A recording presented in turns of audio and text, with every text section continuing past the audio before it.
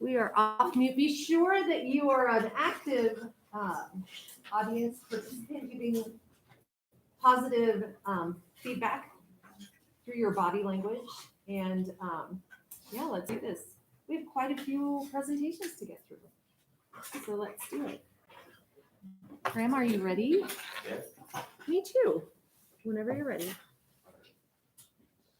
What do you do on a warm summer day? Or what do you do when maybe you're not having your best week or you're just bored? I'm sure many of you are like me and you love to get outside or you play a sport. Exercise is an escape from reality like no other. It is a great way to stay physically and mentally healthy, and you can do it at any age. I chose this topic because of my family. My family, coming from the family that I did, exercise is practically required. So choosing it for this topic is practically a no-brainer. Throughout the course of my research, I looked at many articles, books, and movies that all detailed exercise and the short and long-term effects it has on one's mental health. Hi, I'm Graham Harding, and today I'll be talking to you about the effects exercise has on one's mental health. In the first steps of my research, I watched a TED Talk called The Brain-Changing Benefits of Exercise by Wendy Suzuki. In this, she's a brain researcher, and in this, she talks about how exercise not only promotes brain growth, but it bridges pathways between neurons that were not there before. You see the effects of exercise right as it happens, which is immediate. And also, after you exercise, you have increased levels of neuromodulators like dopamine, serotonin, and noradrenaline, just to name a few. And all of these, they are what control your brain states, or what control your moods. Not only is exercise good for changing how you feel, but it also changes the function and physiology of your brain. It also changes your life trajectory completely and cures you from uncurable diseases like dementia and Alzheimer's. All you really have to do to see this is 3 to 4 times a week for 30 minutes. In the next steps of my research, I watched the Resurface Documentary, which details the combat experience of a war veteran by the name of Bobby Lane. In this, he struggles with survivor's guilt and PTSD, which affect him very much still to this day. It at one point even got so bad that he thought about committing suicide. The one thing that he wanted to do in his life was surf. He worked with Operation Surf, which is a nonprofit that is working with veterans to teach them how to surf. After this, he planned on killing himself. But when he went surfing, it changed his life. Not only did it cure all those negative thoughts in his mind, but it also made him want to do something with his life. It made him want to live again. And I'm sure if this is the case in Bobby's life, it for sure can be the case in yours too. In the last steps of my research, I read the book Spark by John J. Rady. In this, he detailed multiple researches. He detailed multiple researches about how exercise affects one's mental health. In this, he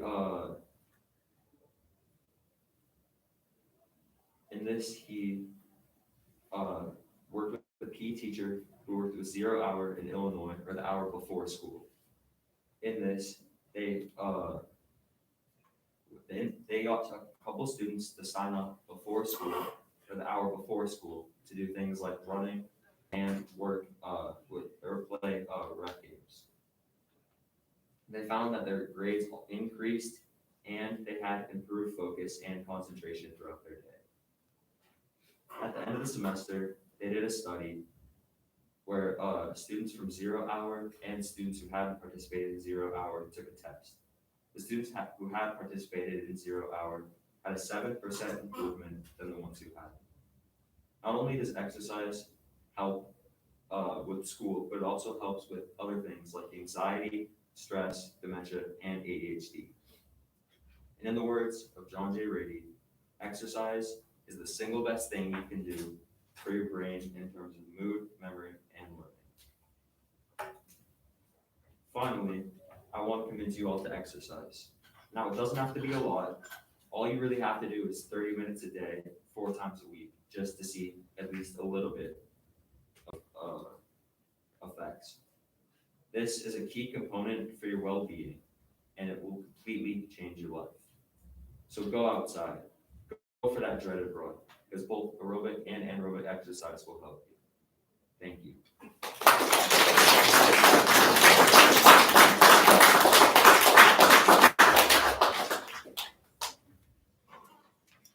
I didn't mean to rattle you.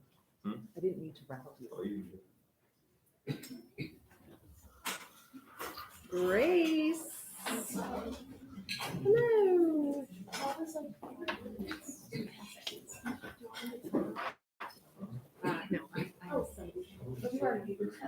No, I didn't. Okay. not that I didn't.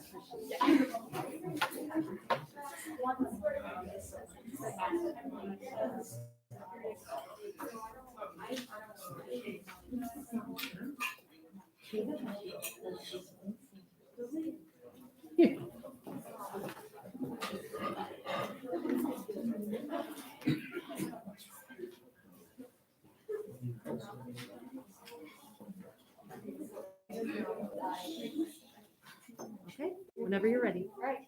Hi, my name is Grace Gapter, and I'm going to be presenting on the research project we've been doing for a while. Mine was on anxiety.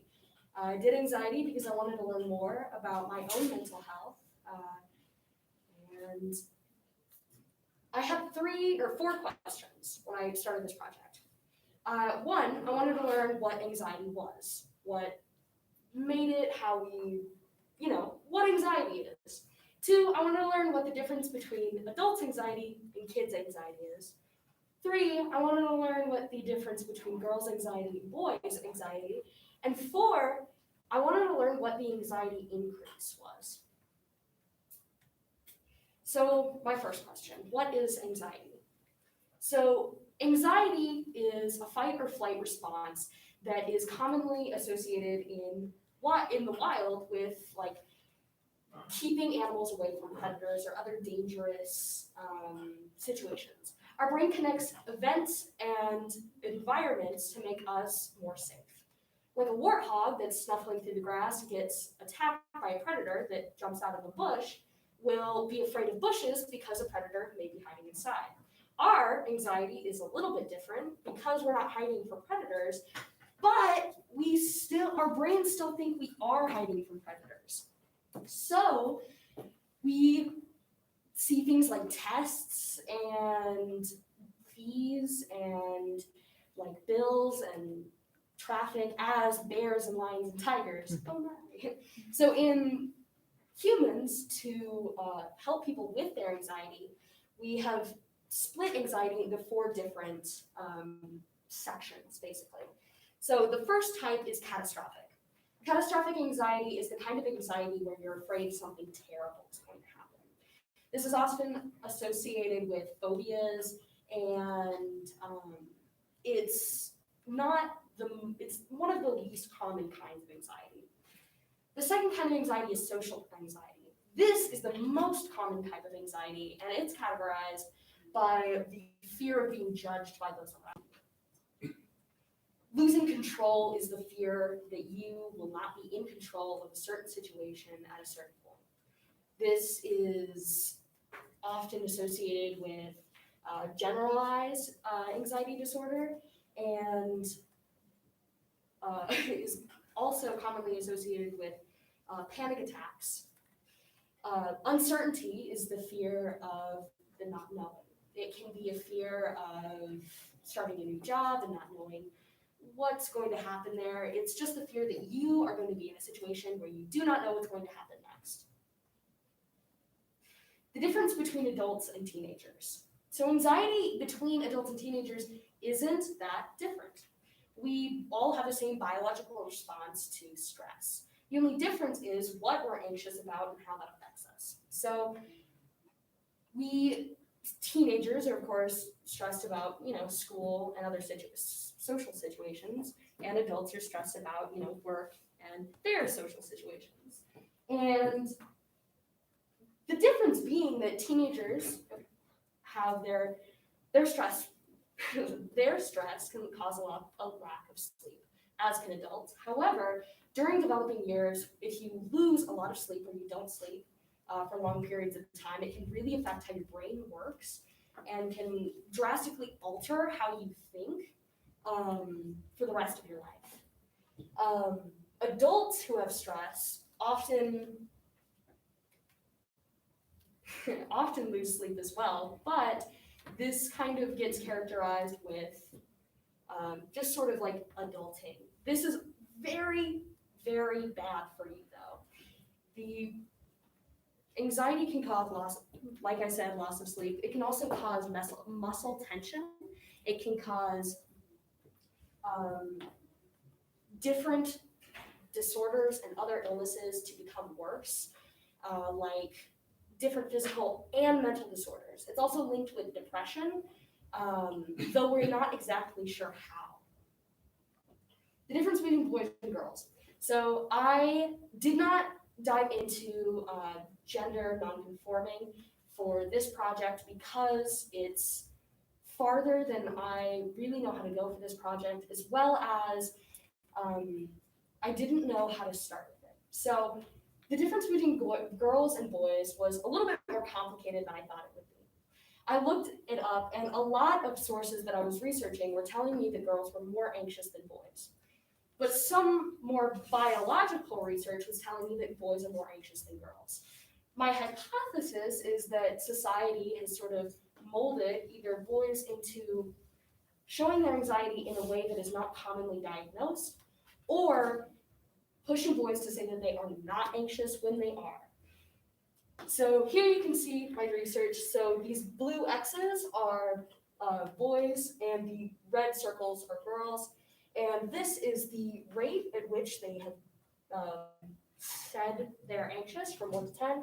And this is the amount of symptoms and the intensity of symptoms they listed. So as you can see, there's not a super defined line where they fall, which was interesting to me, but you can kind of see a different circle where they belong. If I were to do the lab again, I would, 1, have more people doing it, 2, probably a better way to define how bad your symptoms are, and 3, I have a lot more girl dots than I have boy X's. So there are some issues with it, but you can see the difference here. The anxiety increase. So this was the last thing I wanted to focus on.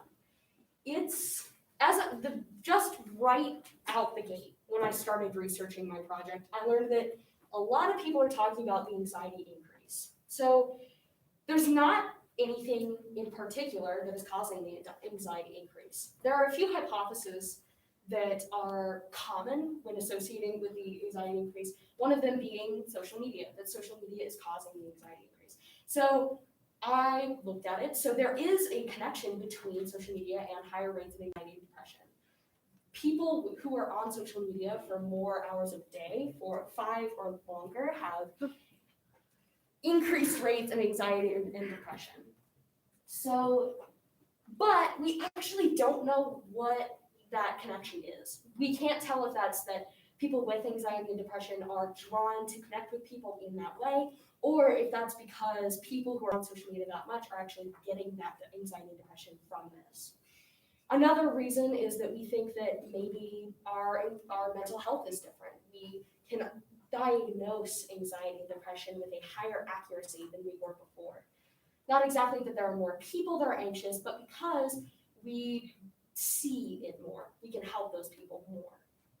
My hypothesis is that our tolerance for anxiety has gone down.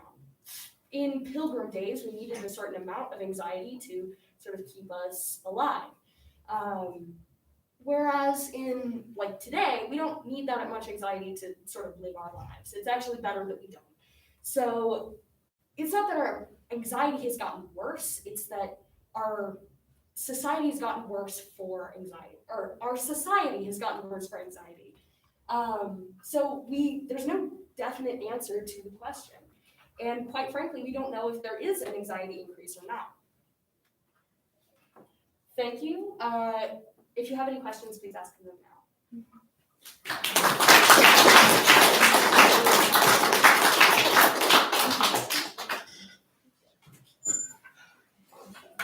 Grace, do you have your works cited?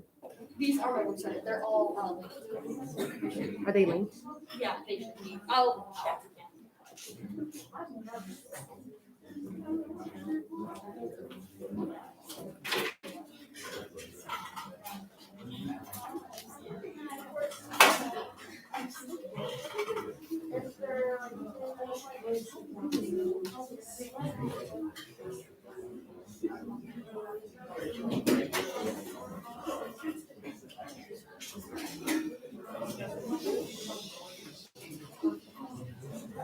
Here we go.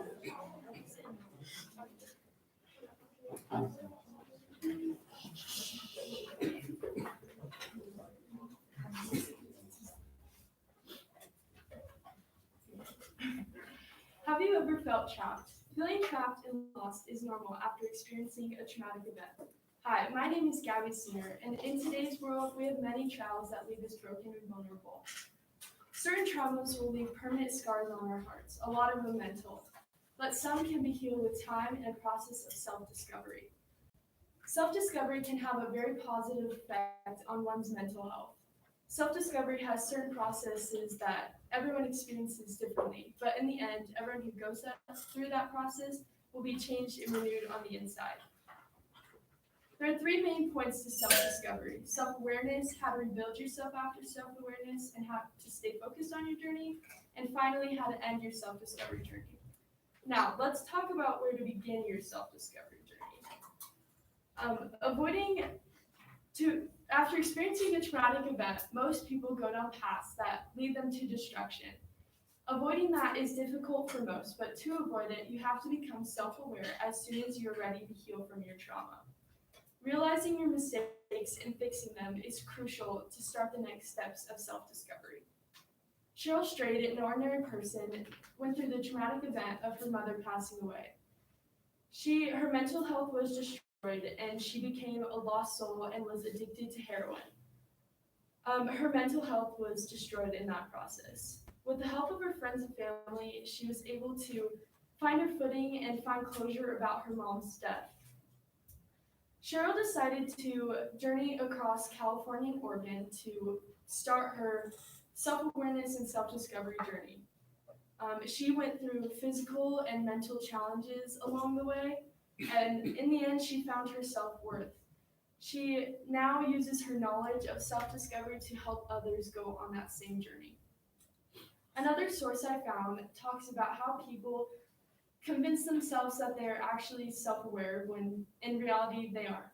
It is found that 95% of people convince themselves that they're self-aware, but 10-15% of people actually are. People who aren't self-aware will have bad leadership skills and will be more shy and insecure, whereas people who are self-aware will be confident and have a drive to their life. Self-awareness will help you go on a successful self-discovery journey and is crucial in starting your journey. During self-discovery, you need to be prepared for anything thrown in your way. Another story of self-discovery is a woman named Elizabeth Gilbert. She had a great life and then realized she wasn't where she wanted to be in life. She packed her bags and went to Italy after getting a divorce with her husband. She spent a couple weeks in Italy trying to understand herself and asking questions to better understand what her drive to life was and what she needed to focus on. After meeting new people and trying new foods in Italy, she went to India. She found herself at an ashram.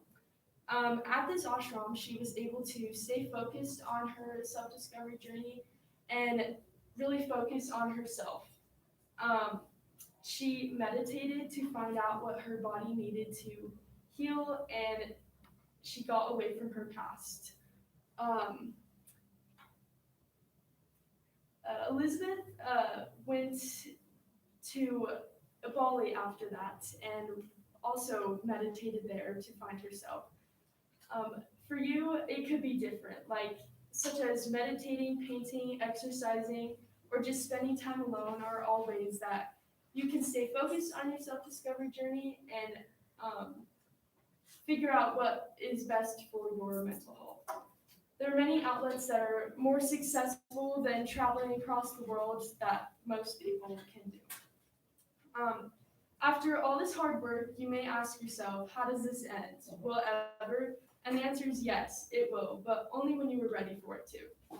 Self-discovery can impact your mental health in a way that will set you up for the future in a very successful way.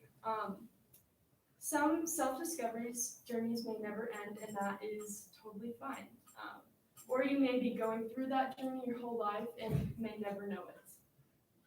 If you're looking to move on from your past trauma and live your life again, you have to find closure and finish your self-discovery journey. Look back on what you have done. Have you traveled across America, hiked the whole world, or stayed in the comforts of your own home? For Jessica Kapp, she decided to go to Tibet. Her father passed away, and she went to Tibet for her career. She decided to hike up to the end of the mountains and find herself in peace and quiet, and she now has found closure on her journey and is living life to the fullest intent. Another way to know that you are ready to end your self-discovery journey is by not thinking about your past trauma anymore. That is a good sign, and it means you've completed all the steps of self-discovery and found your self-worth. To conclude, after being trapped in a hole that you can't get out of, your journey should have released those past traumas and made you a better person. Most people in this class won't go through self-discovery in your teen years, but you might as an adult. Remember, self-discovery takes time and will be very hard. Your self-discovery journey will break you down, but help your mental health in the long run. You should be changed and renewed when you have finished, and you will have gone through self-awareness, rebuilding yourself after self-awareness, and how to end your journey. Thank you.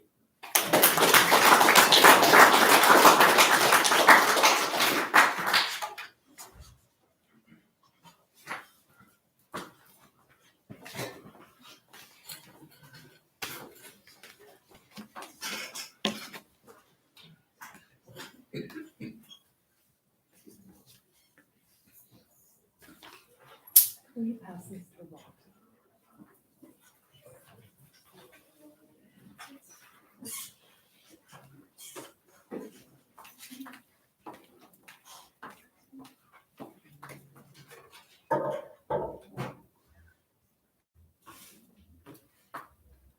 What does the word popular make you think of?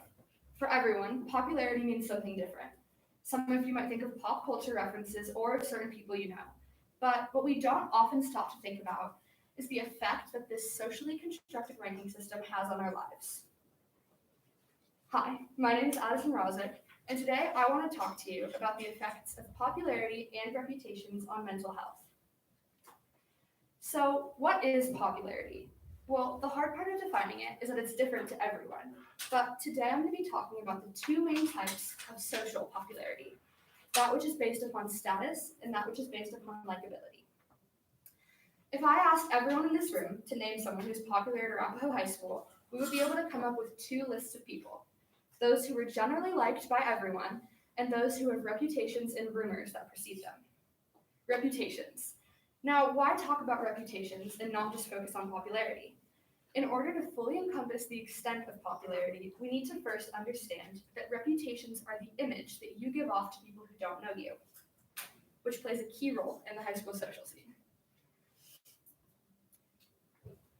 Carly Duke, who is the writer of the first article I use as a resource, says, whether for good or for bad, your reputation impacts how others look at you, treat you, speak to you, or think about you. As I was beginning my research, I quickly saw the lack of information relating to the topic I chose. The connection between mental health and popularity is not one that has been as exhaustively explored as, say, bullying has. But I decided that in order to gain data I could use, I would need to conduct a survey to gather my results. I asked questions about popularity, status, and reputations. 90% of people believed that popularity affects teenage mental health, but only 27% of people believe that the effects continue to last after high school. To many, popularity may not feel as directly impactful as it is, but it manipulates the ways that we view ourselves and others. Recognizing this change and the impacts that it has is crucial to looking at our mental health. So where does reputation fit into it all? In order to examine a fictional example of how reputation affects mental health in teens, I read and annotated the book 13 Reasons Why by Jay Asher. In the story, we follow a girl named Hannah Baker as she retells post-mortem the collection of events that led her to her suicide through 13 cassette tapes. It all starts with a school rumor about her first kiss, and from then on, as the chain of events continues, not only does Hannah's situation worsen, but people begin to treat her differently based on the things that they believe about her. When she anonymously reaches out for help in a class, nobody suspects her of being suicidal because of the things that they believe about her. And when she finally finds someone who likes her for who she is, she finds him too good for her and pushes him away. In the book, she says, "Your reputation was deserved, but mine was not. And there I was with you adding to my reputation." She felt that she had lost control of her life because her reputation was a tangle of rumors and true situations, and she could no longer fix the way that she felt or the way that people saw her. After a partial effort made to reach out to her guidance counselor with no help given, she killed herself. In the book, she calls her situation a snowball of events. Because of the snowball, she became depressed and eventually killed herself, with no one to turn to. Hannah's reputation took a prime position in her life because of the power that she gave to it, and unfortunately, this led to her suicide. The value she placed on it gave it the power to affect her, and because no one was truly close to her, she had no one to turn to. One of the first resources I found was a government study having to do with the perception of social acceptance, popularity, and functioning over time. The study encapsulated a lot of the things that I had been looking to talk about and hadn't found information on. It specifically talked about the effects of popularity, which is something that I struggled to find research for. One key thing that I picked up from this study was that being unpopular is wildly different than being disliked or rejected by social groups. People who are not popular and don't care to be will be fine and succeed in life as long as they feel they are not rejected by their peers in society. The social interactions, successes, and failures that you have as a teenager will mold the way you behave as an adult. And this is why it is extremely crucial to practice building friendships in your early life, because these skills will be used increasingly later in life. As I mentioned earlier, popularity, especially status-based, has effects on teens after high school. Adults that value popularity highly as teens are less likely to have satisfying friendships and romantic relationships, and are more likely to have substance abuse issues and DUIs. In a study that I did with mental health and high-quality friendships, it found that teens with prioritization of high-quality friendships have lower social anxiety, increased sense of self-worth, and fewer depression symptoms than peers at age 25. Positive and strong friendships in adolescence allow for the fostering of long-term positive mental health in the future. Overall, there are many ways that popularity and reputations can affect your mental health within individuals. And these things are not only changed throughout high school, but continue to be affected in adults throughout their lives. It's hard to change the value of popularity and impossible to stop rumors and gossip in fact of reputations. But what is crucial is acceptance, understanding, and placing value on individual people and connections rather than valuing being liked by just anyone. Thank you.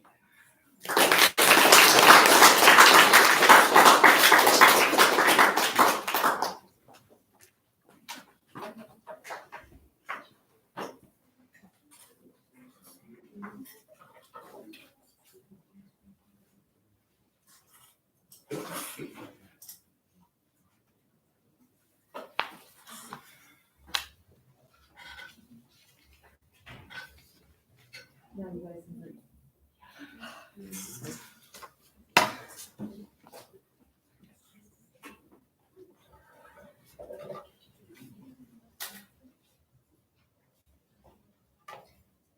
18% of American people experience anxiety firsthand yearly.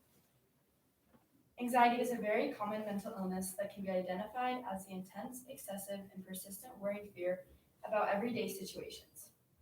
I chose this topic because I see people experiencing anxiety daily. Anxiety is typical within teenagers and even adults. It is a hard mental illness to get over, and I'm interested in helping people get over it. Hi, my name is Mia Rosado, and today I'll be going over the effect of anxiety on mental health and what it roots from. Anxiety is a word typically used for the fear of something going wrong in the future or not like the way you pictured it. David Barlow, an American psychologist, says, "Anxiety kills relatively few people, but many more would welcome death as an alternative to the paralysis and suffering resulting from anxiety in its severe forms." I dove deep into this mental illness and identified 3 main ideas: what embracing uncertainty can do for mental health, what certain triggers can look like for different people, and how anxiety looks from others' perspective.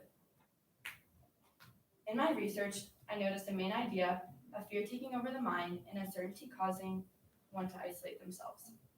People with bad anxiety typically want control over the situation, and the thought of uncertainty gets them fearful. But here's the thing, you can't have control over the situation. Living life is embracing the uncertainty of situations. If you never go out of your comfort zone, there's no way to overcome your anxiety and experience new things. To go out of your comfort zone, you can control your anxiety in a managed manner. Taking small steps at a time can aid somebody with fear. Mental illnesses are due to the mind's relationship with thoughts. So technically, anxiety is when a thought starts searching for a solution or certainty. It will make you feel stuck in an uncomfortable situation. However, you are not alone, and there are things you can do to help with these anxious feelings. Embrace uncertainty, take risks, and try your best not to overthink situations. Everyone with anxiety has different triggers and solutions to getting over it. People with social anxiety get triggered by social events and the thought of interacting with strangers. Jamie Blythe from the It's Just Anxiety documentary used to experience severe social anxiety. The more he avoided, the worse it got, and at a certain point, he couldn't leave his own house without having severe panic attacks. One day, he had the realization that it was himself causing these outbursts. It was his thoughts and his want to overthink. He started to slowly expose himself, starting with people he was familiar with. Blythe worked himself up to a book author with constant TV interviews with strangers. That is a prime example of anxiety being temporary and simply the mind's relationship with thoughts. Another very common form of anxiety is generalized anxiety disorder, otherwise known as GAD. GAD is the constant worry of what's going to happen next and what one could have done differently in the past. This is a type of disorder where one would totally isolate themselves from the outside population. You feel stuck in place, like nothing is going to change or get better. Once again, I mention exposure. Exposure in small scales. Don't let your mind think before simply doing. Just go, live your life, and don't reside in past mistakes. You may wonder what it looks like to others when you experience anxiety. Take your parents, for example. They raise you your whole life and care about you on possibly a deeper level than anybody else. For them to see you struggle with something this big can be heartbreaking. They try to do everything they can, but you may feel like you don't want their help. You push them away because they don't have what you're looking for, an instantaneous solution to what you're feeling. I wonder about this topic whenever I'm having an anxious moment. My mom comes to me and tries to offer me solutions. She tells me to take deep breaths and try not to focus on it. Everything she says makes me more anxious, but why? It's something that doesn't have a particular answer. But I can say this. They can't go into your body and experience the fear that you're feeling. They try to do everything they can to help you, and even if it doesn't feel right, they know you. If you are dealing with someone with anxiety, let them know you're there for them and be patient with them. And that can go a long way. Demonstrate certain behaviors with them instead of commanding them to do something. To sum up, I would like to say that anxiety is a temporary thing that can be healed. When having your next burst of anxiety, think of this speech and the message I said. Let uncertainty be your best friend and expose yourself to new situations. After this speech, you know what to do when you're dealing with someone with anxiety. Be patient with them and let them know that you're there for them and that you aren't going anywhere. Just remember that anxiety is a temporary thing that can be healed, and it's completely normal. Just embrace what you can, and your anxiety may fade away. Thank you.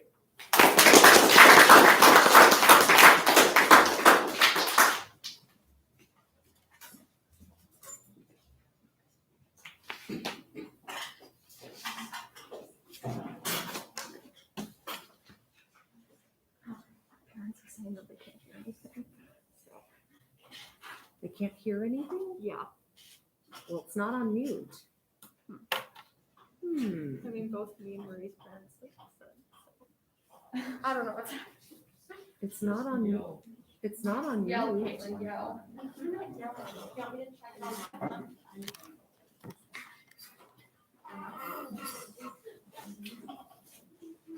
People are giving thumbs up, so I don't know what's going on. Caitlin, scroll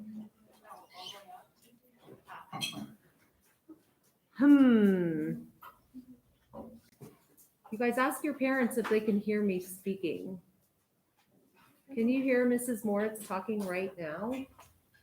Because she's really trying to make sure that the volume is working on her computer. My mom said that she couldn't hear anything. Oh, my mom said a little bit ago that you turned on. I have the microphone is on. Like, I don't know what else to do. My mom said that she could hear me. You're just gonna have to enunciate and articulate. Okay. Okay. Woo! Okay. It's gonna be amazing. Yeah, no, I have grown up with music all around me. Wait. Really slow down because you're talking really fast. It's gonna be amazing, and articulate so that your mom can hear. Because she really wants to hear this. Yeah. Like if she's on listening, she really wants to hear you. Yeah. Yes. Okay. All right, here we go. I have grown up with music all around. My house is adorned with alternative festival posters from my parents' pre-children era. I've always been encouraged to explore and appreciate music. When I started facing my own mental health struggles at the young age of 10, music was one of the only coping mechanisms that I had access to. Music was always there, and it gave me the ability to escape.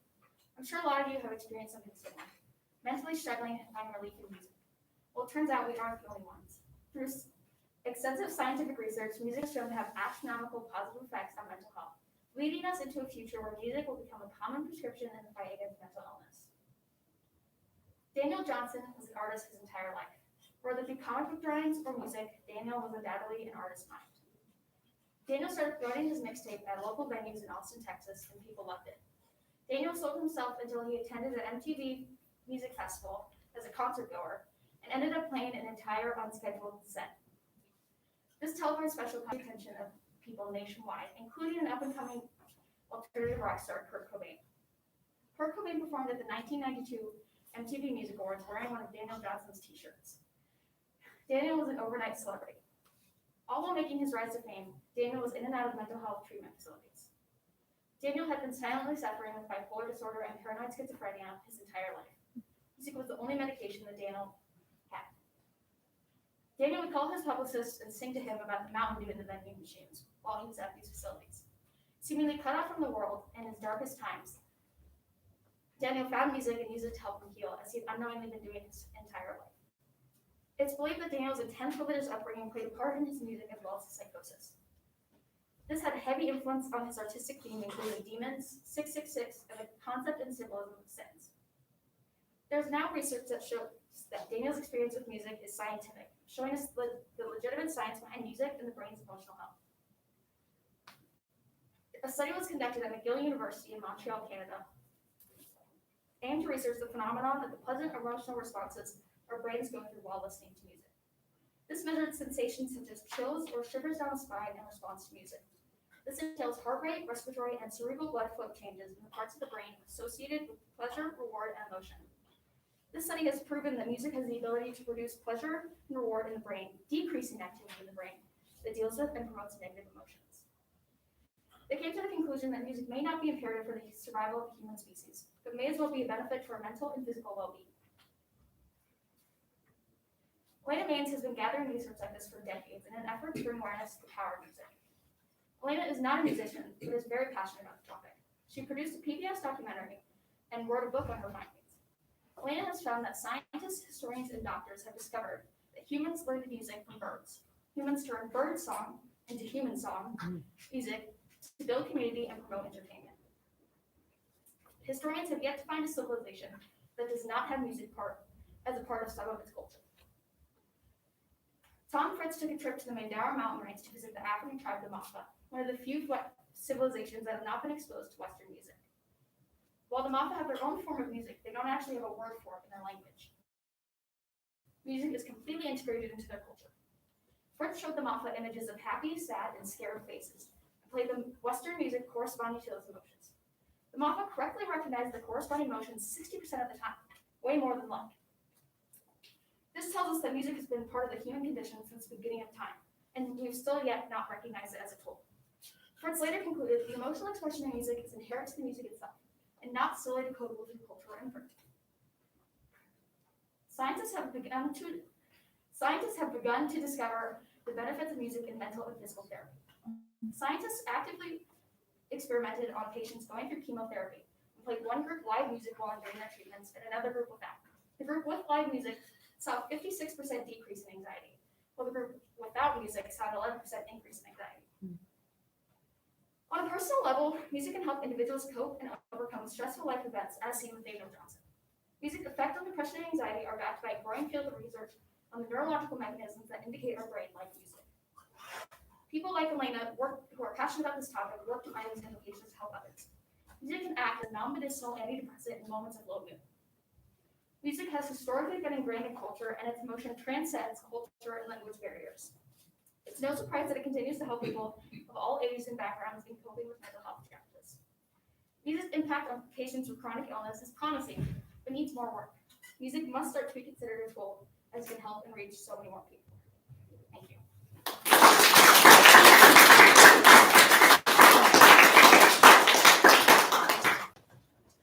Ask your mom if she could hear you. I'm recording all of them and they'll be posted. I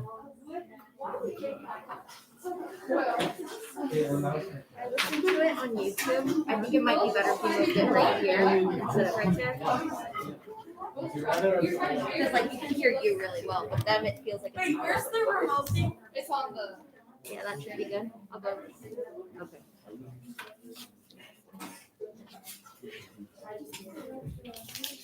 I did turn it on.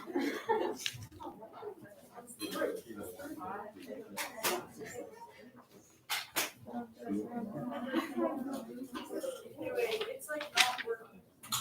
No, click it on, no, Hit the. click on the, go, yeah, no, go back to yours. Now click on the top, Yeah, click on the link. the title, yep. There you go.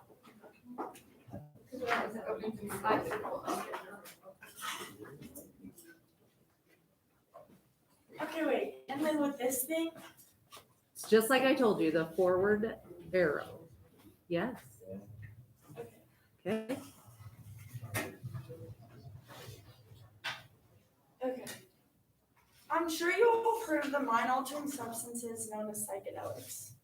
To dive deeper into what this word really means, it was derived from ancient Greek, and psyche, meaning mind or soul, and delin means to show or reveal. So the most popular forms of these drugs, which I'm sure you all have heard of, are LSD or acid, or shrooms or magic mushrooms. But there are countless other forms of these drugs, all with unique effects. Some examples of these include ayahuasca, DMT, LSD, mescaline, PCP, iboga, and psilocybin. So, hi, my name is Izzy Duchesne, and today my goal is to inform you all about the effects that psychedelics have on your mental health. The information I am about to share with you all may come as a shock because the stigma on these drugs run really deep in America. However, science has actually proven that these drugs can do more good than harm for your mental health when taken in the right amounts and environments. But before I get into how this happens, you need to understand how your brain works. So there's a network in your brain called the default mode network, which controls all of your human consciousness and perception. It is active almost all the time, and as you age, it actually gets harder for you to think outside of this network.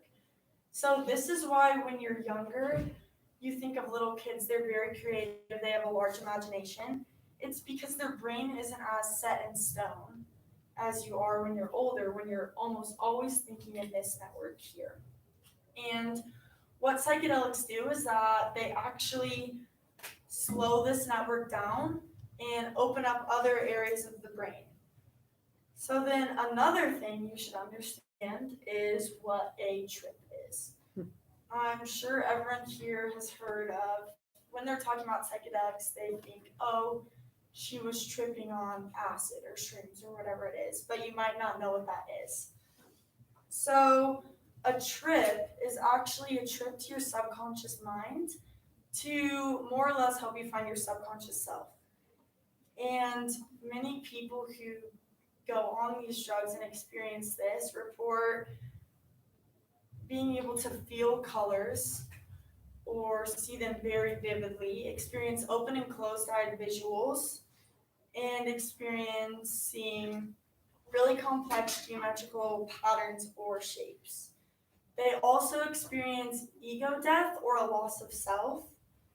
They lose their conception of time, and you experience extreme emotions. So this is why you may have heard of having a bad trip. It's because when you experience fear or anxiety while on these drugs, you're feeling it to the very extreme. So that's why it's very, very important to do it in the right environment and not take too much of a large amount. These effects that you can last after experiencing this last up to 14 months. So, along with that, these drugs have been used all over the world for thousands of years. They've been used in America during the countercultural movement, and that's what you guys have probably heard of. So that was when Americans were mostly using these drugs as more recreational usage. Whereas in other areas of the world, they've been using them for spiritual purposes, healing purposes, religious purposes. This is why in no other country has experienced as bad of an experience with these drugs as America. So this recreational use that happened in America is what usually leads to the higher chance of having a bad trip or getting hurt with these drugs. But those who do experience it, they go into it because they're curious, they want to experience something mystical or because of introspection. And so this large amount that you take in recreational use is dangerous to your body, which is why microdosing has become new and popular. And so that's when you take 1/10 of a gram daily or however much you're prescribed, and to actually boost your mental health and increases your serotonin levels. So take John Sayer, for example. He was in a car accident and actually lost his leg, suffered many other injuries, was in the hospital for 8.5 months. This resulted in PTSD for him, and he actually resulted to microdosing. So after he started taking 1/10 of a gram of psilocybin, he actually experienced a loss of PTSD. He no longer experienced those symptoms and overall had increased mental health. And besides this microdosing, people also look into the spiritual aspect of these drugs. So Eric Craig Bjornson is an example, and he was a fireman who actually survived a cyclone. He was trapped in negative 90-degree weather for 3 days. And when he returned, he had PTSD and was an alcoholic. So he was drinking an unhealthy amount every single day, to a point where it was dangerous for his health. and he traveled to take iboga, which is a psychedelic African shrub, and he took it in a controlled spiritual environment. And when he returned, he was no longer an alcoholic. His alcohol consumptions levels reduced significantly to the point where he was only drinking a glass of wine per night, if anything. And this goes hand in hand with Patrick Bolden, who was in the military, deployed in Afghanistan, and he states that his PTSD began when he saw a dead baby wrapped in a blanket with an explosive attached to it. So when he returned home, he also had PTSD and was a drug addict, and at this point, he was addicted to crystal meth and was at the point where he could possibly die. So he needs to take action and decided to also travel to take iboga. And when he returned, had no more signs of addiction or PTSD, and he actually reported that it helped him find himself. He states that these drugs didn't help fix him, but they more or less helped him get back on track with his life.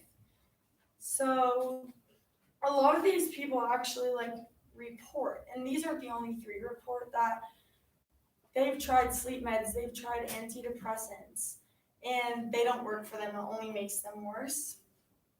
But taking these drugs such as psilocybin, which is the active ingredient in shrooms, actually almost heals them, and it boosts their serotonin levels and keeps their happy thoughts up, which happens because when this active ingredient in these drugs hits the serotonin receptor in your brain, it actually turns the drug into almost a mock serotonin, so it fills your brain with happiness. And more examples of this is these two men, Kirk and Ben. We can't give their last names because shrooms are still illegal substances, but they took shrooms in a controlled environment for an experiment. And Kirk had suffered from depression for 30 years, tried all these meds. Ben with the same thing, but for 15 years. And when they took these shrooms, they actually, their brain scan showed no more symptoms of depression, and it showed an increased flexibility in the brain. So, moreover, I actually went into this project. Expecting to find a list of reasons why you should never take psychedelics and how horrible they are for your mental health. But with research, it's actually been found that if you do take them with people that you trust in a right environment and for the right reasons, that it can actually be helpful for you. And there are companies all over the world, such as Red Light Holland, Champagnat Brands, and Numify, that are beginning to look into this more and are actually selling these psychedelics as a form of therapy. So that's it. Thank you, everyone.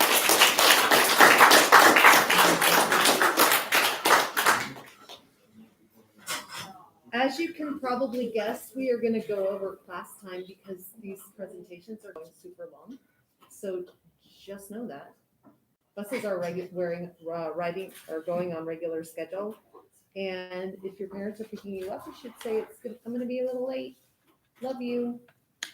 You're the best. Because we want to give everybody our full attention.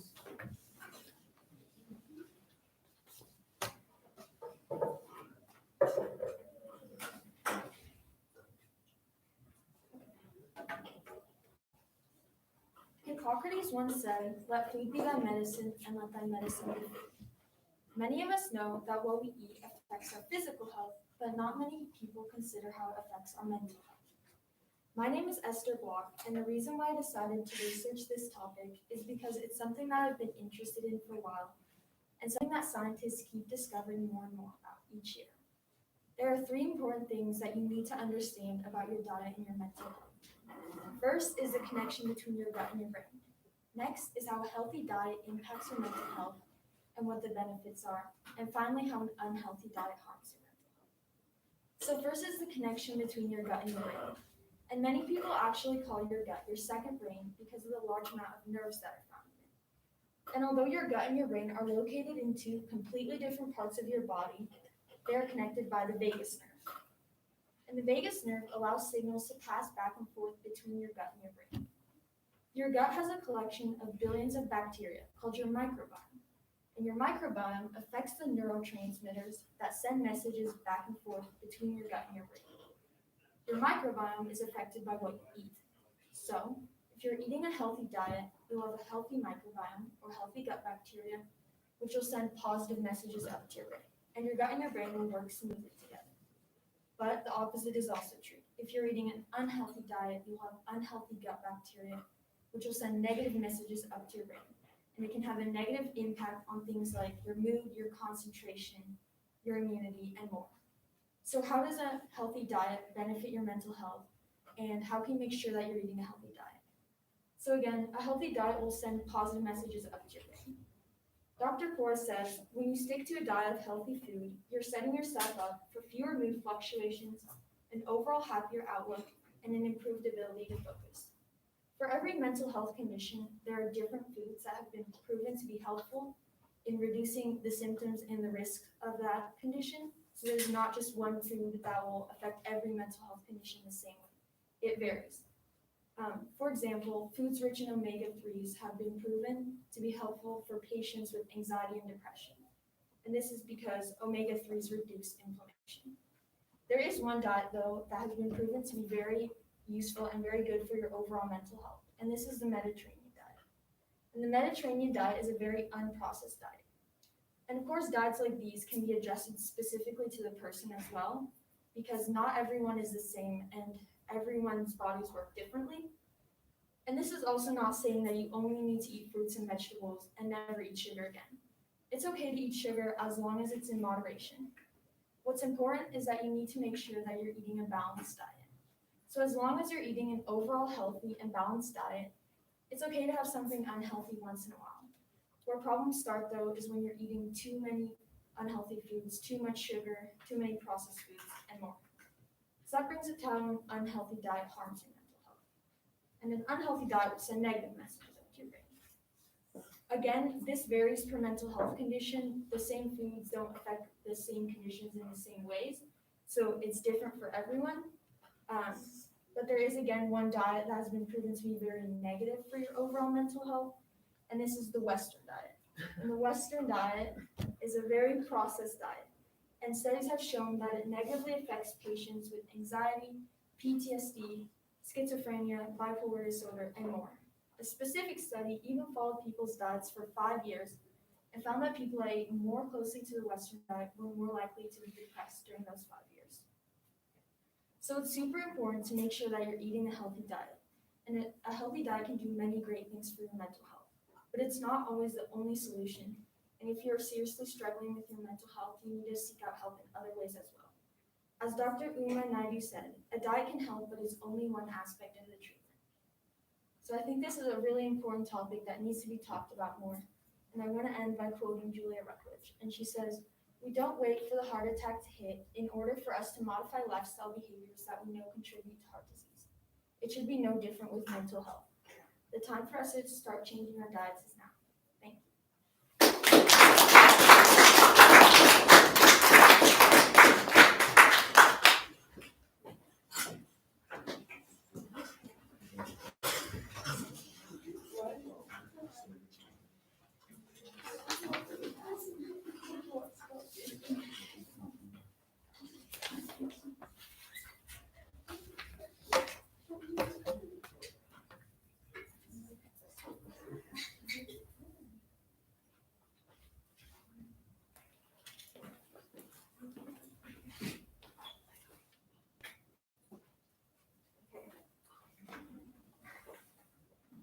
Over 150 million Americans play video games. Even if you don't use a computer or a gaming console, you're most likely one of them. Things like phone games and arcade games count too. I've played video games for my whole life, but when I recently started to play them more regularly, I learned that they are more of a sport or a hobby than just a game. For instance, they can be compared to an instrument. People who want to master the skill spend countless hours practicing, They don't just jump into a performance without plenty of preparation before. Since I spend a lot of my time playing video games, I wondered what their effect was on mental health and if the negative stigma surrounding them was actually true. With this in mind, video games are like any other hobby because they have a positive effect on mental health, do not cause violence, and create a comfortable social environment for a lot of people. Video games have a surprisingly positive impact on mental health. When talking about mental health and well-being, flow is a really important concept to know about. In the book Video Games and Well-Being, edited by Rachel Cower, flow is described as the state of optimal experience. I like to describe it as the perfect mix of fun and challenge that makes time seem like it's flying by. When you experience flow, you often forget what you're currently stressing about, which makes it really good for your mental health. It gives your mind a break. Video games are one of the easiest places to find and experience flow because they are this perfect mix that I was talking about. Another reason why video games have such a positive impact on mental health is because they can be a huge help with mental illnesses. For someone with PTSD, seeing a happy ending in a game could be really helpful. For someone with depression, completing tasks in a video game helped them feel more accomplished. And for someone with social anxiety, social interaction through a game was really helpful for them too. Furthermore, video games are an amazing tool to help with mental health and illnesses. There's a lot of controversy surrounding the violence that can be found in video games. To start, video games weren't very violent, and they were only made violent when game producers learned that earned them more money. It still wasn't for years, though, that video games would be blamed for violence. To this day, there isn't any solid evidence that shows video games want to make people hurt or harm others or commit violent acts. Video games, like anything, make players frustrated sometimes, but not want to go out and do something that harms others. In reality, blaming video games for violence is rooted in racism. For example, when a black boy went out and did something violent, the media would blame him for it. But when a white boy went out and did something similar, the media would blame video games or other media for his actions. In short, video games do not cause violence and are great and should be considered a fun hobby instead. Online video games have created a great social environment for a lot of people. Peter Grinspoon, who works at Harvard Medical School, claims, "Our society suffers from an epidemic of loneliness, and gaming can be a vehicle to connect with others." Because of COVID, everyone was forced to communicate online for a few weeks. During this time, some people played video games with their friends online and even made new ones. Although when you meet someone online, you don't always know what they look like, I think that there is something really special in that. For me, and I think for many others, not knowing what someone looks like makes it easier to communicate with them. Therefore, my online friends are some of the most trusted and closest friends that I have. As we know, a lot of people play video games, but because of a lot of negative opinions and media surrounding them, it can be hard to see how many benefits there really are to playing them. I think so many people play video games because of these benefits. They just didn't know they existed. Thank you.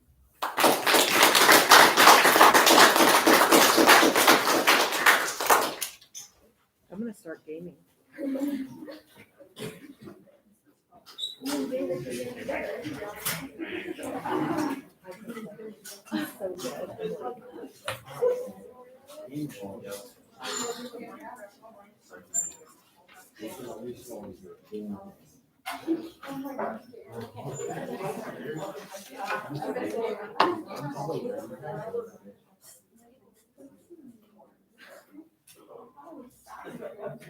So good. Nope, you gotta go back to the link and click on it, and then just go to the title at the top. There you go.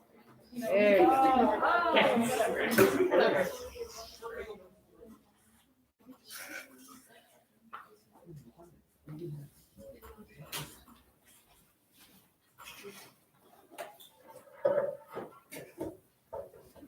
Okay, so along with, I'm sure everyone here has heard of depression. And see, I always had these sort of preconceived notions about what I thought depression was. I always believed that it affected very few and that it could be resolved quickly. But in reality, none of these things are true, as depression is one of the most common mental illnesses and it actually can take years to recover from. But why are there so many misconceptions? See, we as a society have decided who can and cannot feel depressed at any time. But why should we dictate how others feel when we all feel unpleasant feelings? What if these unpleasant feelings can help us find the humanity in each other and help us find what happens in the human experience? Since this is a mental illness, I will be looking at this through the lens of the brain. So how does depression affect the brain?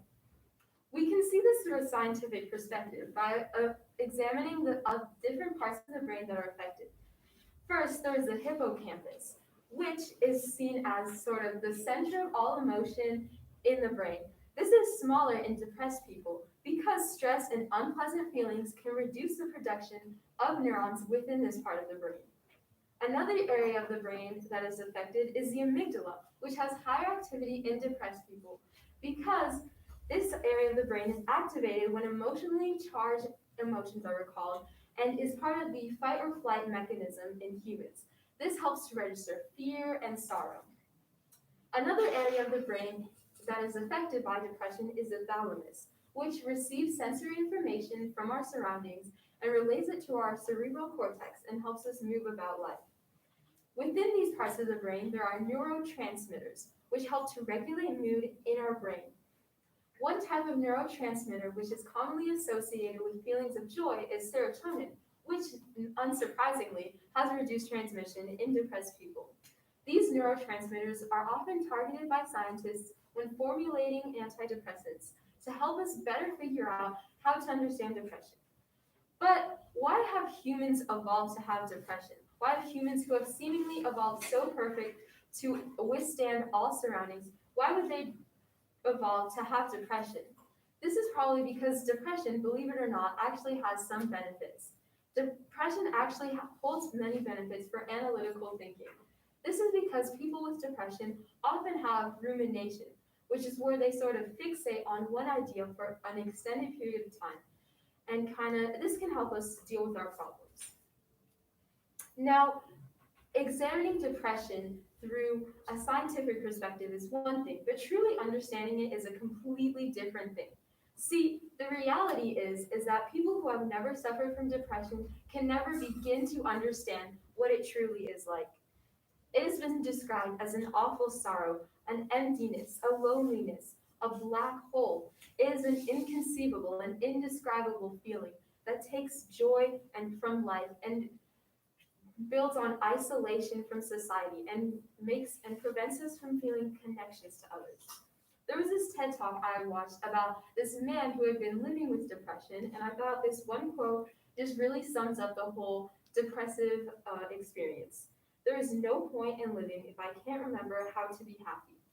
See, depression, it sucks joy from life and takes pleasure out of everyday activities. So it can make it hard to live and makes the brain habitat to suicidal thoughts. So how can we move forward? How can we move forward as a society from depression? The reality is that depression can affect people from all walks of life. It can affect anyone from any different aspect of society. No matter what privilege you are granted, that does not change the fact that you have mental health. See, all humans have mental health, and all humans will suffer with their mental health at some point in their life. And once we recognize that, we can see the humanity in each other and see how alike we truly are. See, depression thrives upon isolation and keeping us away from our loved ones. So once we talk about our mental health and are open about this, we can build a community and ease even just a little bit of that burden.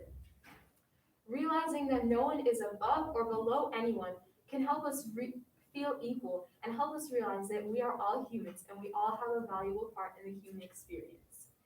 Thank you.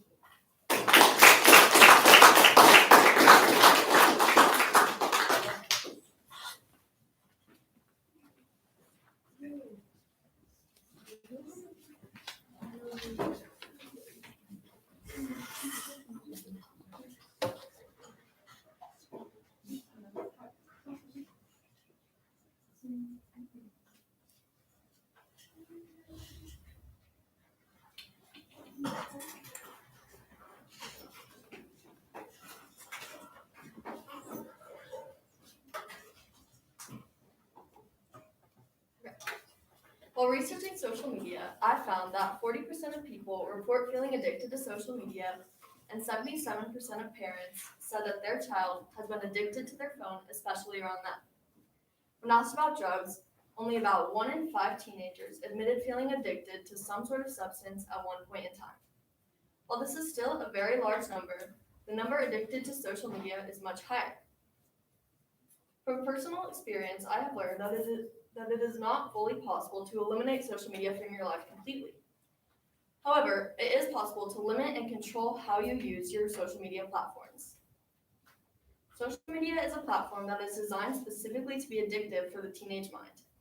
It causes a huge rise in mental health issues, is bad for the developing brain, and it causes social isolation for many teenagers. I chose this topic because I wanted to see how my usage of social media was affecting my personal mental health. Hi, I'm Tessa Maloney, and today I will be talking about social media and how it affects your mental health. To start, social media has caused a huge rise in mental health issues over the past decade. In the Netflix documentary, The Social Dilemma, they said that there has been a rise in depression and anxiety by over 70% within the past 25 years. This pattern points directly to social media. Social media gives us a platform that gives us an easy way to do things that was not so easy to do in the past, such as online harassment, which has become very common on Facebook and Instagram over the past few years, and is commonly targeted at women, minorities, and members of the LGBTQ community. Another thing with social media is that it causes us to constantly compare ourselves to other people all day, every day. Social media pulls us in and creates unrealistic expectations of what we should look and act like in order for society to approve of us. Active use of social media as a kid can cause things like body dysmorphia, eating disorders, depression, anxiety, and more, which all have very long-term negative effects on the mind, which leads me to my next point. Before the age of 25, the brain is not fully developed. One of the main parts that is not fully developed is your prefrontal cortex, which is responsible for impulse control and judgment. It also controls things like normal teen behavior, such as being driven by emotion and short-term reward. So when social media is added into the equation, it causes the brain to produce dopamine based on stimulus. Dopamine is a chemical that is produced by our brains that has a significant role in motivating behavior and our happiness. It gets released with successful social interactions and motivates us to want to repeat them. We use social media to manage other people's impressions of ourselves and reassure ourselves that society approves of us. When we post on Instagram and these likes and comments start coming in, you get rushes of dopamine. And dopamine triggering incidents like this become very addictive for the teenage brain. In fact, some studies have even shown that this chemical reaction is similar to the chemical reaction that you get with gambling and even the use of recreational drugs. Essentially, social media creates a very dangerous link with dopamine. Not doing as well on social media or seeing your friends hanging out without you can cause us to feel left out and disconnected from others, which leads me to my final point, social isolation. While social media does have many positive effects like helping us connect with our peers and communicate with others, I personally believe that creating more in-person bonds is much more effective in the long run. Teenagers begin to use social media platforms such as Snapchat and Instagram as our primary way of communication, which gives us less time to create actual in-person bonds. If we view our Instagram feed or you see Snapchat stories of your friends hanging out without you, it causes a feeling called FOMO, fear of missing out, which causes us to focus most of our attention on that feeling of being left out rather than spending more time on more rewarding social interactions like hanging out with a friend or even making new ones, which causes us to feel much more socially isolated. The last thing with social media is the highlight reel. People are constantly putting their positive moments in life on their social media pages. So when we scroll through our pages, we're constantly comparing our behind the scenes to their highlight reels, which causes us to feel much lesser about our own lives. Social media is not designed to cause depression or anxiety. However, it is designed to cause addiction. It is important to point out that social media itself is not the issue. It's how we use it. How the dark side in society brings out the dark side in social media. What makes a harasser harass? or the little bit of insecurity that makes you delete that post. Social media is good for connecting with your friends or communicating with your family. However, using it for bad things like bullying is what is causing this huge rise in mental health issues. Limiting your usage on social media or checking if you might be the problem on somebody else's page. Little things like this can make a big difference. If we use social media in healthy and controlled ways, we can make it a helpful tool instead of a harmful one. Thank you.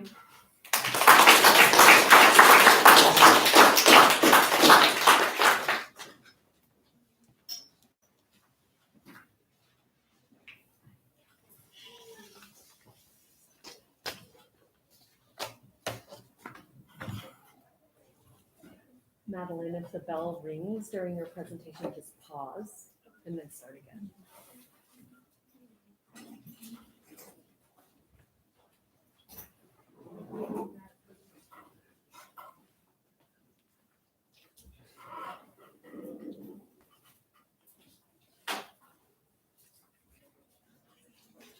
One in every 4 Americans suffers from a diagnosable mental health disorder at some point in their life. But only 43% of these individuals receives the help that they need from a mental health professional. Many people struggle with mental health in our society, but not many people have told me about their struggles with mental health. This is primarily because we're scared it'll be passed off as a joke or not taken seriously, but in reality, for the person who's struggling with mental health, it is a very real issue that they face throughout their lives. Our society has made mental health a taboo topic, and that needs to change. My name is Madeline Fansfield, and I chose this topic because mental health is a problem that everyone faces, and creating an environment where we can openly talk about mental health is an important aspect in today's society and one where everyone in the world can benefit from. It is scientifically proven that talking about mental health relieves a burden that you've been carrying with you, but that's easier said than done. As humans, we build walls to protect ourselves. So talking about something that makes us feel defenseless can be scary and overwhelming. But talking about mental health becomes much easier if we have someone we can trust, because that fear of not being taken seriously is greatly diminished. If we can break down these walls and let just these few individuals in, then our mental health will greatly benefit. Trusting relationships are hard to find, but finding the right way to talk about mental health within that relationship is even harder. But talking to a mental health professional will help to relieve that burden and impact so many other aspects of mental health. There are so many factors that contribute to a person's mental health, but just remember you're never alone. There's always someone who's going through the same thing as you, and they may be closer than you think. It could be a friend, a classmate, a family member, or a teammate. No one should be ashamed of their mental health, but no one should have to be ashamed to ask for help from a mental health professional. Lori Liog is a certified therapist, and she said, so therapists listen, suggest, nudge, guide, and occasionally cajole our patients to bring other snapshots into view, to shift their experience of what's happening inside them and around them. Therapists make you face your mental health issues, and they give you tools for how to overcome them. For a person with anxiety, this might be trying to calm that anxiety.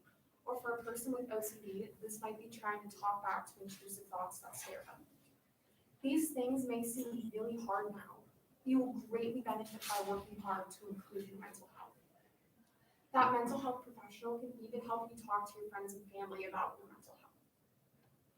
When friends and family members know about your struggles with mental health, it allows them to support you on your journey and know how they can help. Recently, I was talking to a trusted individual who I've known for many years about our mental health. Despite how long I've known this person, mental health has never been a topic we've discussed. I mentioned my mental health struggles with this person, and that prompted them to open up about their mental health struggles. I feel in just this short conversation that our mental health benefited and our relationship grew stronger. Talking to friends and family about mental health can be hard because we are vulnerable. But if we can talk about mental health with our friends and family, it will allow them to understand what you're going through and support us on your journey. It will also strengthen that relationship. Close relationships have many benefits on our mental health in the future. In fact, having a couple of close relationships help to reduce the risk of depression and many other benefits. No one should be ashamed of their mental health, but it is still a topic people avoid. Every person has mental health issues, but no one should ever have to go through anything alone. If you don't speak up about your mental health, then you won't receive any support on the journey. That is why no one should be ashamed of their mental health and be willing to speak up about it. Thank you.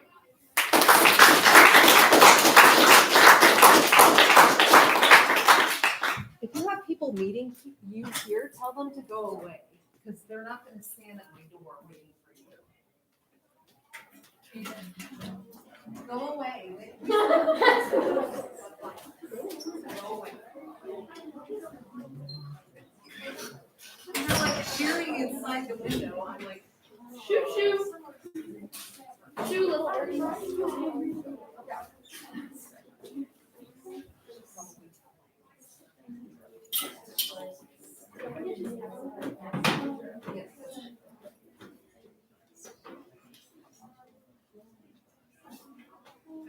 Tell my own son to go away.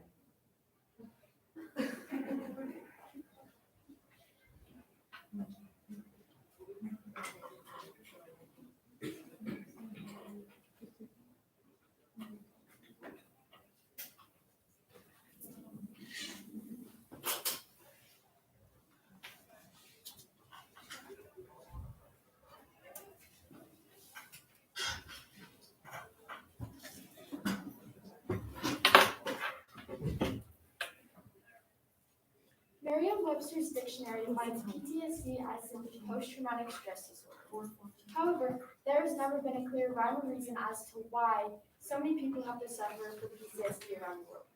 Between panic attacks, suicidal thoughts, anger issues, self-medicating through drugs or alcohol, and anxiety, PTSD is a plaguing disorder that affects 8 million people around the world in any given year.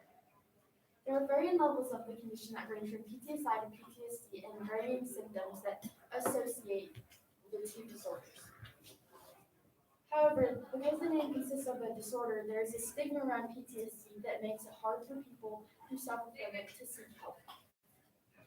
My name is Avery Adams, and my topic is PTSD and PTSI. I first became interested in PTSD after seeing how my dad's occupation affects his mental health and the mental health of those around him. My 3 main focuses of study were how neurofeedback therapy can help improve PTSD, how quality of life is affected, and hearing people's stories of surviving traumatic events and developing PTSD. I have witnessed firsthand how scarring experiences can lead to PTSI.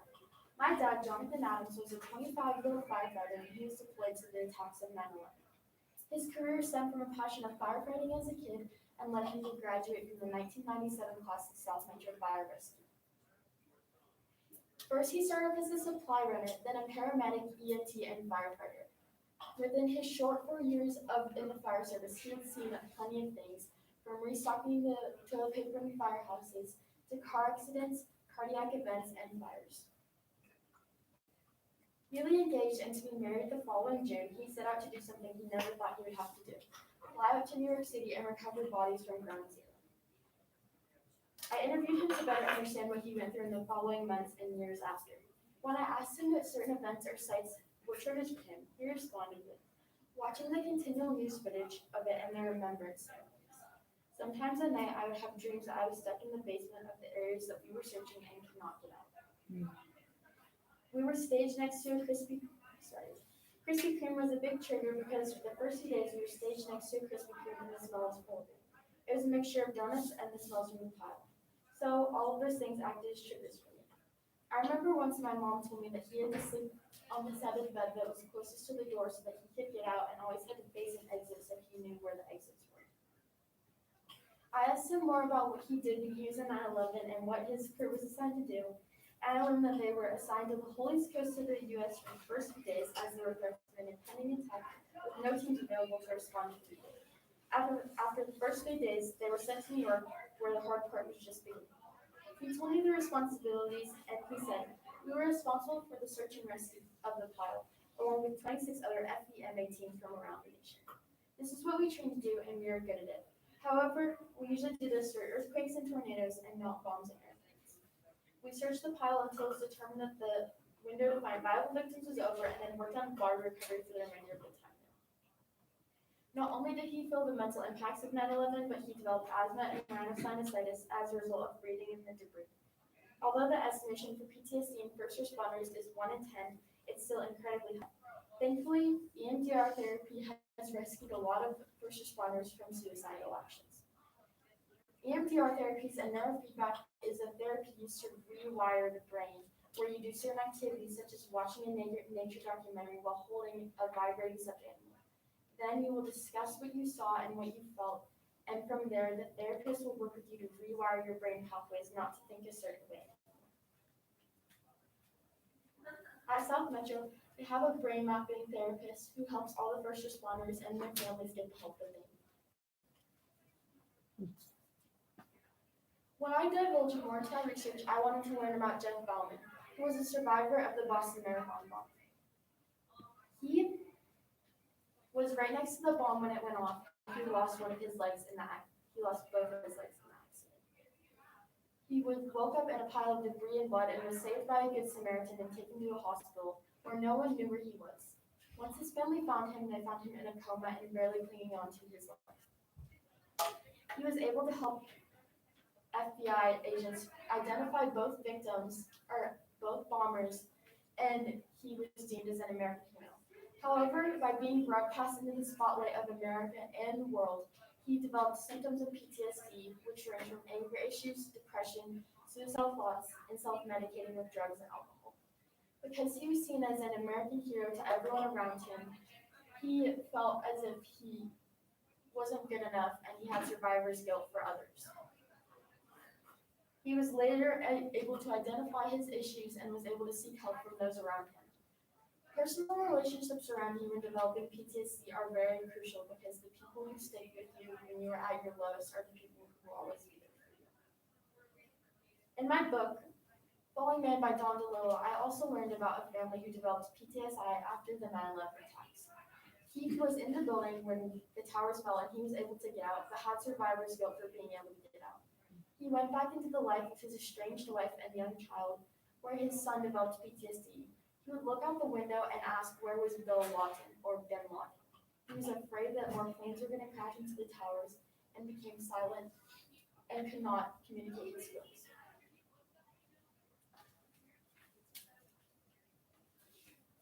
A common question in the medical field is what defines PTSD and PTSI, and how do they differ from each other?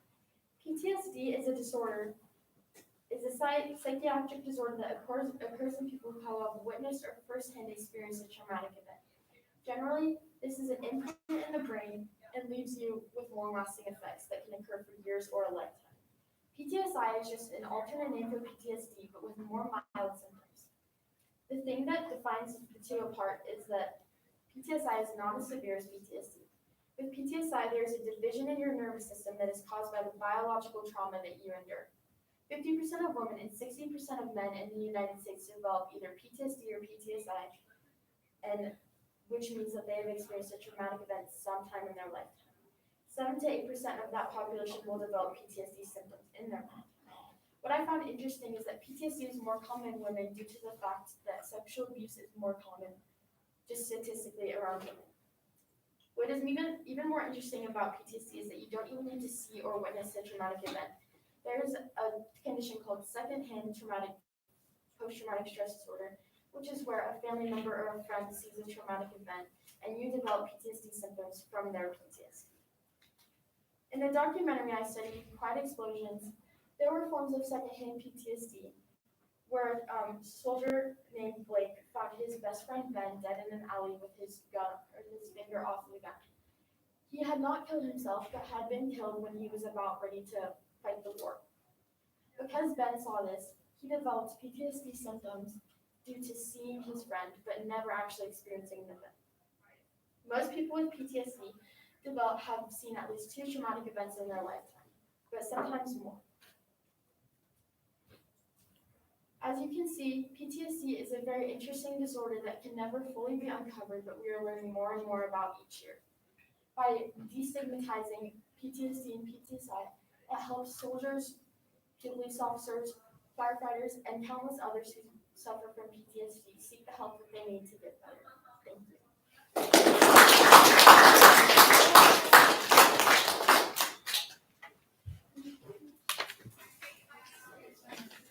I'm gonna go tell your friends to shut up.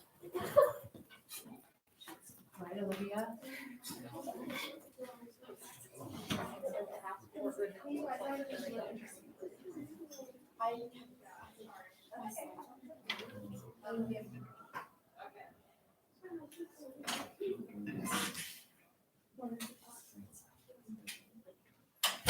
It's David Moritz.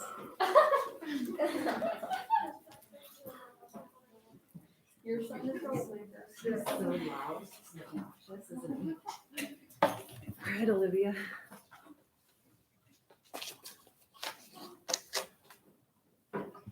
Okay.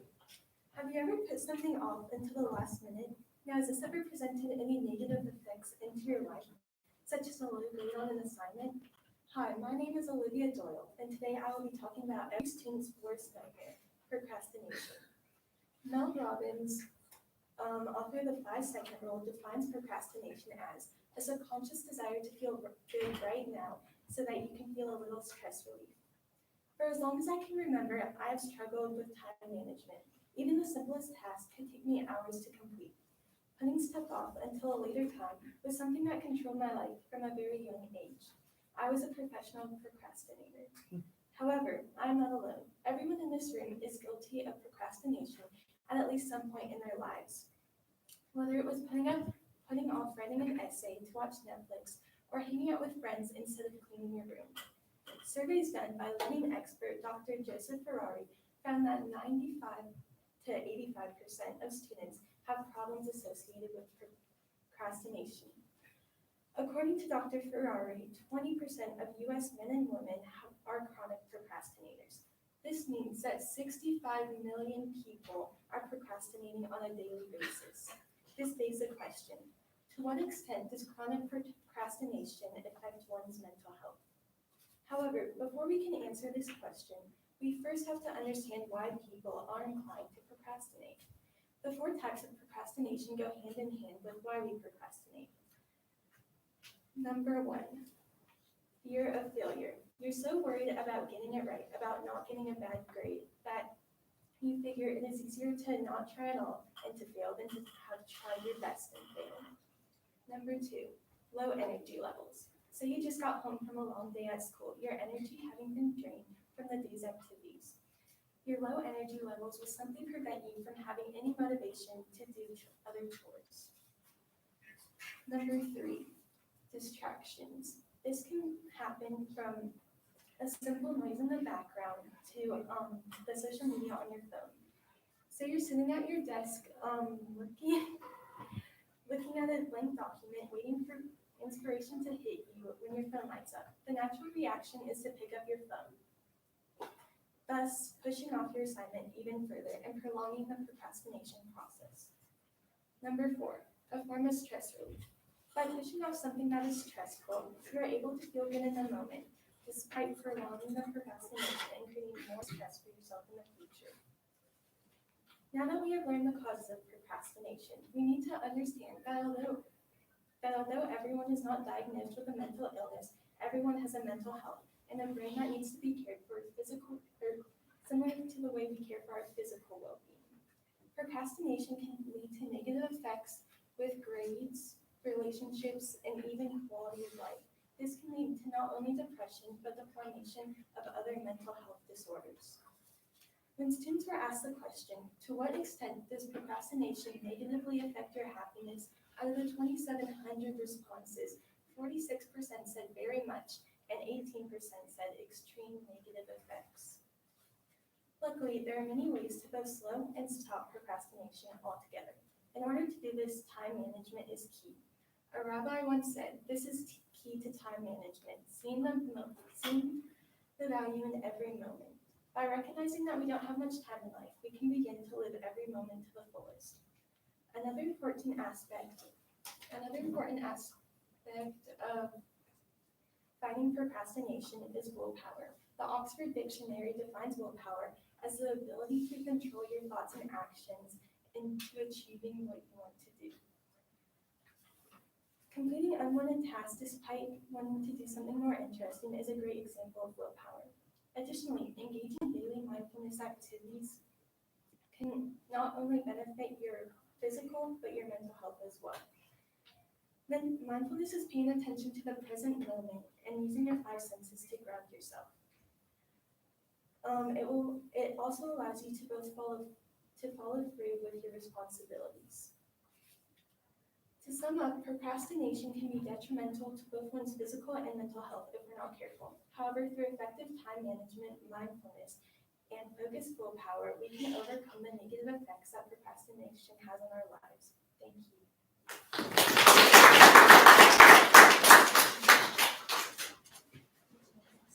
I have to go to the Mexican embassy to renew my passport, so is that right? Yeah. Thank you.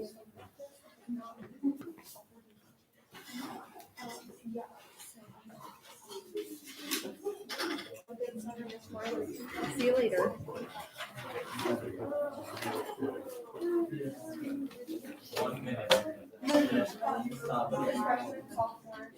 I'm so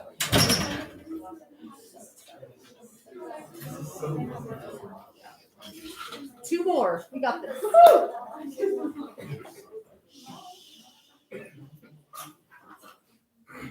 My name is Gilbert, and I've been researching social media for a while. Throughout my research, I've found that social media can have many negative and positive side effects, including toxic relationships within my friendships and even personally. But it's also a place for growth and friendships and I forgot my note card. Can I use my phone? Yes. What? Yes.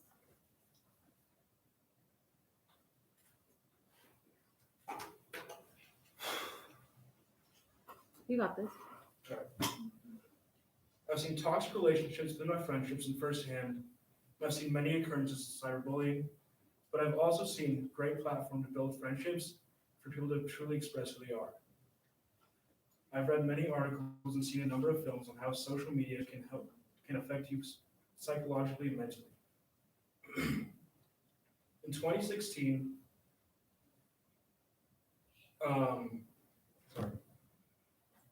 In 2016, 23% of kids ages 8 to 11 had a social media account, while 72% of kids ages 12 to 15 had social media accounts.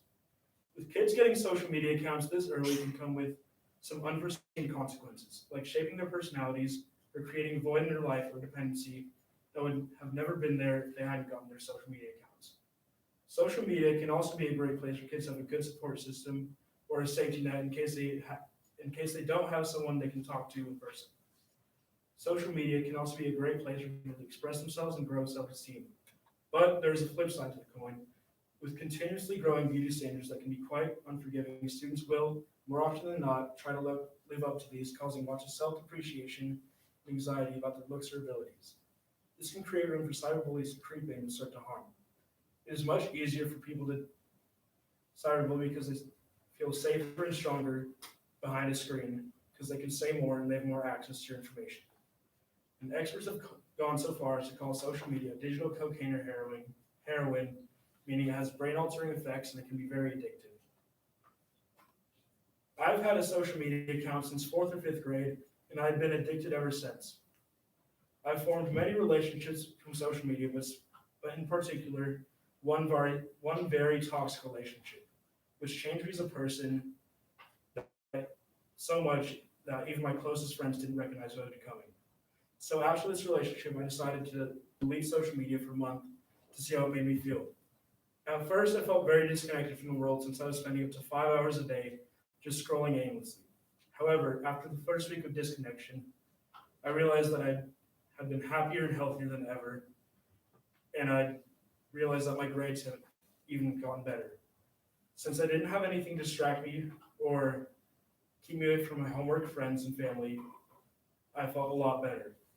I've had many experiences with social media, and I've had many great, trustworthy friends. But throughout my time with social media, I've seen that the negative always outweighs the positive. Thank you.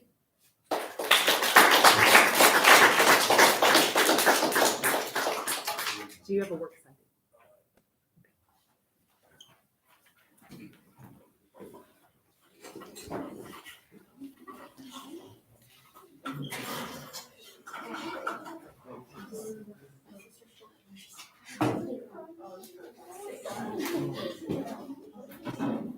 I'm going to say this because I'm assuming you're all going to jump up and run out the door when Rob is done. If you are giving your speech today or you gave it last week, be sure that you have shared, either linked it on your ILP or you email me the link to your speech so I have it, because I need it so that I can grade it. And there were several people last week that I didn't have access and I requested access, so be sure to check your email. Bring it home, brother. You got this. Hello, I'm Rob and I'm here to talk to you about stress. Many people are affected by stress. In a recent survey on 2,500 Americans, it reported that almost 49% of them have experienced a major stressful event in the past year. By assuming this percentage stays constant as we add more people, we can assume that almost 50% of people are affected by stress. So, what is stress? Stress is a state of frustration where anxiety and fear brought on by certain events in our life. School, sports, pretty much anything can be a stress-inducing event under the right circumstances. In fact, one of the reasons why I did this presentation was because of the stress I feel on a daily basis with school and sports. So, what is the impact of stress? My first source was a TED Talk called How Stress Affects Your Brain, and it described the mental aspects of stress. When you're stressed, a hormone called cortisol is released into the body. This hormone provides energy for the body and allows for a fight or flight response. And this allows for stress to be good in moderation. However, when stress becomes repetitive or chronic, it becomes more of an issue. See, chronic stress causes the buildup of cortisol, which can damage brain functions and size, which in turn damages social skills, memory, and learning. So, with all of the mental aspects in play, how about the physical state? I researched a book called When the Body Says No by Gilbert, and the book was about the author's experiences with people with stress-related conditions. And a key takeaway for the book was that the brain and the immune system have a close relationship. And this relationship causes emotions to have a big impact on the immune system and body function. And stress can have this same impact, confusing the body's defenses and allowing for conditions to take over. In the book, a common theme for people with the stress-related conditions was repressed emotions. Repressed emotions are the tendency to hide emotions that people experience from others in their life. These people were placed under many demands and they felt like they had to meet all of them. And this caused their body to shut down and for multiple conditions to take over. The repetitive stress on the body can destroy body tissue, raise blood pressure, and cause even heart damage. So stress takes a big toll on your body, but what are the causes of stress?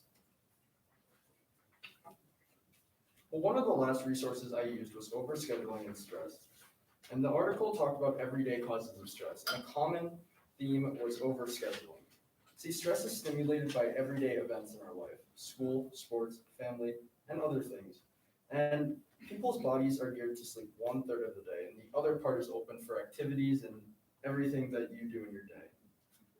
People try to cram too many activities and expectations into one part of the day, and these demands can really stress a person out. And another idea in play with stress is multitasking. Multitasking is a difficult task as is, but when it is combined with overscheduling, the demands can send people into despair and stress by not being able to reach all of them. Stress is hard to manage. Personally, I find myself dealing with stress coming from schoolwork and sports and struggling to meet all of the demands in my life. And in one of my sources, I read that there's no set formula to stop stress. Everyone has a specific reason for it. However, I find when I manage my time well and not set too many demands on myself, I can stop stress and have a better experience with life myself. Now, I pose a question to you. How can you stop stress? How can you manage your life to be less stressful? Thank you.